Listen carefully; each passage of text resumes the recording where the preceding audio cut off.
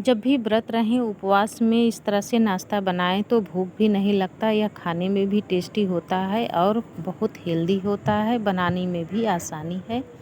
तो फिर चलिए बनाना स्टार्ट करते हैं उपवास का नाश्ता। सबसे पहले साबूदाना ले लीजिए। इसे भूजना नहीं है, न तो भिगाना है, इसे सीधा ही हमें ग्राइंड करके लेना है। इसे जब हम ग्राइंड करते हैं तो इसमें हल्का सा दरदरापन रहना चाहिए, फाइन पाउडर नहीं बनाना है, बस थोड़ा सा इसमें दरदरापन रहता है। तो यह आलू में अच्छे से उभरे उभरे दाने दिखाई देते हैं।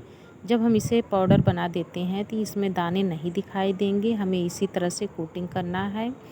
आलू को मैंने पहले से ही उबाल करके रखा हुआ था। आलू मैंने पहले से ही उबाल करके रखा था। इसे फ्रिज में रख दिया ताकि यह थोड़ा सा कड़ा हो जाए। फ्रिज में जब हम आलू रख देते हैं यह सख्त हो जाता है और इसे चाकू की सहायता से चिप्स की तरह इसे काट लेंगे। जैसे चिप्स काटते हैं इससे थोड़ा सा मोटा होना चाहिए, बस इसी तरह से हमें काटना है। काटने के बाद इसमें सेंधा नमक, जीरा और काली मिर्च थोड़ा सा कोटिंग कर देंगे। नमक की सहायता से आलू में हल्का सा पानी आ जाता है और जब इसमें पानी हो जाता है उसके बाद हम इसे साबूदाने से कोटिंग करेंगे। जो साबूदाना मैंने ग्राइंड करके रखा था बस उसी को हमें ऐड करना है। इसको कोटिंग करना बहुत आसान है। इसे बस इसमें इस तरह से दोनों तरफ से इस तरह से हम करेंगे। यह दोनों तरफ बहुत आराम से लग जाता है और इसे जब चिपक जाता है इसके बाद हम कढ़ाई में डालेंगे। इसी तरह से हम 2-3 चिप्स निकालेंगे। निकालने के बाद ये देखिए साबूदाना को मैंने रोस्ट नहीं किया हुआ है, न भिगाया हुआ है और इसके पाउडर जो दरदरापन है बस उसी में इसे इस तरह से कोटिंग करना है। जब इसे तेल में डालते हैं तो यह जो साबूदाना है वह फ्राई हो जाता है और इसके दाने बड़े बड़े दिखाई देने लगते हैं। यह बहुत ही क्रंची बनके तैयार होता है। गैस को मैंने ऑन कर दिया है और घी जो डाला हुआ है गरम हो गया है। बस इसमें इसी तरह से एक एक दो दो पीस डाल करके निकालेंगे और घी अगर ज़्यादा मात्रा में डालते हैं तो कई चिप्स डाल करके निकाल सकते हैं, लेकिन वेस्ट नहीं करना चाहते हैं इसलिए थोड़ा सा घी डाल करके मैंने बना रही हूँ। इसको बनाने के बाद बहुत अच्छा लगता है, एकदम क्रिस्पी बन के तैयार होता है। यह चटपटा नाश्ता है। उपवास में इस तरह से नाश्ता बनाएं कि खाने में भी अच्छा लगे और भूख भी न लगे, इस तरह से होना चाहिए। और इसे जब हम बना लेते हैं तो यह काफ़ी हेल्दी हो जाता है और खाने के बाद भूख बिल्कुल नहीं लगती है तो आलू ही, लेकिन बहुत अच्छा हेल्थ रहता है। साबूदाना हमारे स्वास्थ्य के लिए अच्छा माना जाता है। जब भी हम बीमार होते हैं तो डॉक्टर साबूदाना की खिचड़ी, साबूदाने का पानी पीने के लिए बुलाते हैं। ये अक्सर पेट के लिए बहुत ज़्यादा फ़ायदेमंद माना जाता है। इसमें कैल्शियम भी मिलती हैं और हड्डियां भी हमारी मजबूत होती हैं इससे।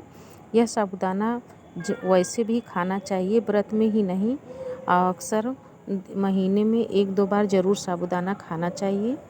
और इसको मैं इसी तरह से फ्राई करूँगी। एक एक पीस 2-2 पीस डाल करके इसे फ्राई जब कर लेते हैं तो यह बहुत ही क्रंची बन के तैयार होता है। इसके ऊपर कुछ करना नहीं है, बस केवल कटोरी में लीजिए और इसको दोनों तरफ से इस तरह से उलट पलट देंगे 2 बार। यह बहुत अच्छे से कोटिंग हो गई।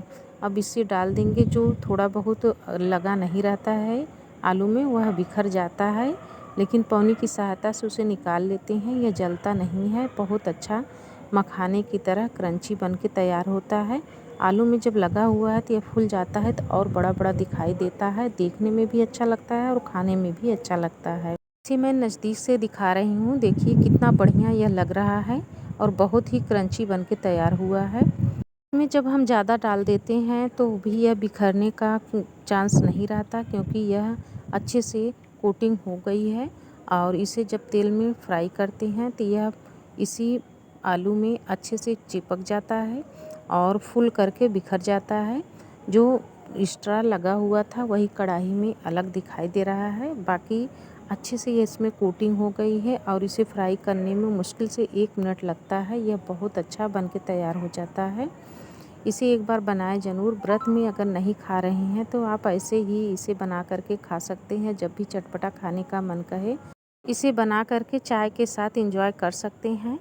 यह अभी इसे बनाने के बाद एक प्लेट में सर्व कर दीजिए। थोड़ी देर के बाद यह ठंडा हो जाता है। ठंडा हो जाने के बाद ही इसे खाना है क्योंकि जब तक यह गर्म रहता है तो इसे चिपकने का चांस रहता है। जब यह ठंडा हो जाता है तो मखाने की तरह बहुत अच्छा क्रंची बन के तैयार होता है। ऊपर से साबूदाना और नीचे से आलू है।